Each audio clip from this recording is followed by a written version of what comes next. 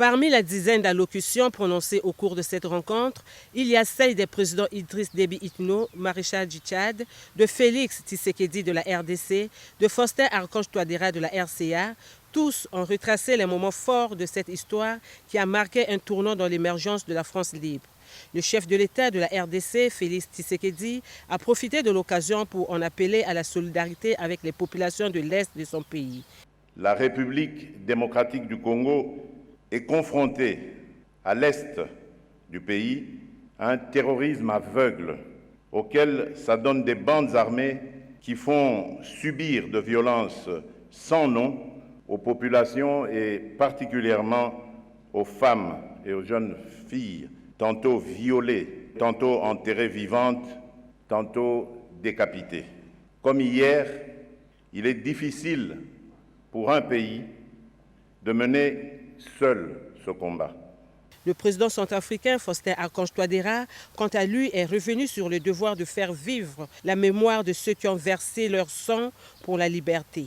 Il n'oublie pas la génération présente, celle de son pays qui subit les effets de l'embargo sur les armes. Au regard de l'évolution positive de la situation en République centrafricaine, je voudrais saisir cette précieuse occasion pour lancer un appel solennel à la solidarité africaine en vue de la levée totale de l'embargo sur les armes à destination des forces armées centrafricaines, désormais professionnelles et républicaines. Le maréchal du Tchad, Idriss Déby Itno, chef de l'État tchadien, a insisté sur l'importance de ce colloque tout en souhaitant qu'une stèle soit érigée en France en mémoire des Africains qui ont payé de leur sang dans la libération de la France.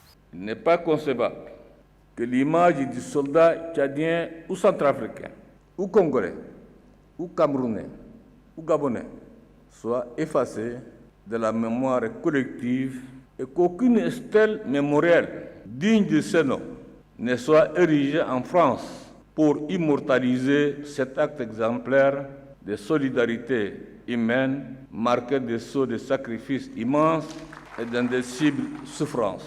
Tout compte fait, ce colloque a été un grand moment de restitution de l'histoire commune entre la France et l'Afrique.